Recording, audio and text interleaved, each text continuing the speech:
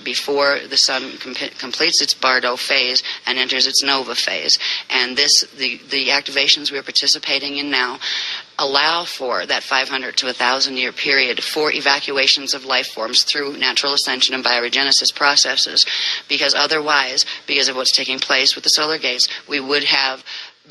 no more than 50 years before the radiation levels from the sun through the gamma ray ring bursts that come in a Bardo cycle would literally destroy the life on this planet. So we are not going to have to see that fate, because there are still enough Aquari-coded humans to handle the Earth end, because the Aquari races and Aquaferion races and all the Crystic races that are supporting us, they can handle their end from where they live and where they're located. But there needs to be a ground team, and that's why the Aquari humans were seated here, because they knew that it could possibly go very badly here, where the Veka would fall, the Veka would fall, and we were the last hope, and that hope is being called. So that is, in a nutshell, what we talked about before. Now we're back to Urtha,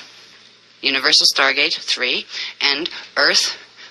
little falling planet inside of it. Urtha is going to starfire between the period of 2047 and 2052, which means it will literally blink off. It will no longer be surrounding Earth, and it will blink off into the edon middle domain levels of its own natural cycles. It will come back again, because Urtha is still a living planet, and you will see by the end of the evening something called the Krysta eternal life cycle, which is a cycle of first creation, how it comes out through the core, the inner, the middle, and the outer domains where we are, and then turns back around again and goes through 3 what are called Adashi cycles back into source, and is a perpetual motion cycle. The consciousness continually comes out into manifestation and then returns back into source. Even falling systems will return back to source, but they will not return with the structural integrity of their templates any longer. They will return as space dust units, but they are still able to return. One thing I hadn't mentioned in this group, but we've mentioned here and there in other of the workshops, is that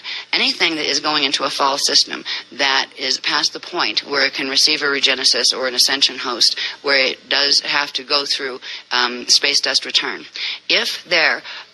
is a group from that same time cycle space that will be able to do ascension and go into the Adashi cycles, if that group can hold memory imprint, which is a radiation signature in the core of the AshaLA body, of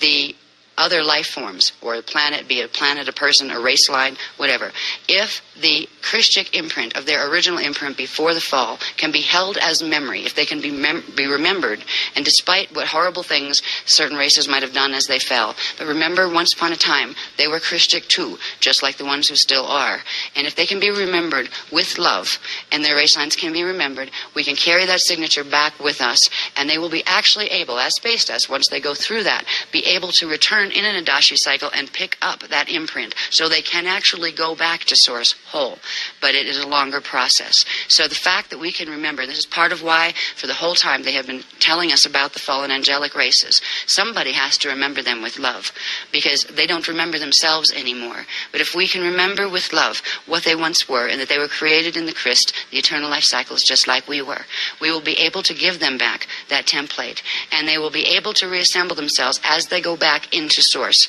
where they will be able to remember the lessons that they learned of why maybe pushing the envelope to the extremes of opposite expression to source isn't a good idea. All right, so it means a lot to source, and to many races who are so mentally ill at this point and spiritually ill that they don't even know what they've lost. But the ones who aren't ill and do know the value of the Cryst and the eternal life cycles, they're the ones that suffer most when they watch other beings that they love go through that. But we can hold that memory imprint of love, and anything that goes back to space dust can have its encryption held within something that can return, and it will have the ability to pick up its template as it passes through its last Adashi cycle and goes back into source. So we are also doing something on that line. But more practically and tactile speaking, as far as what we're doing, roaming around Peru, right, and the things we're going to be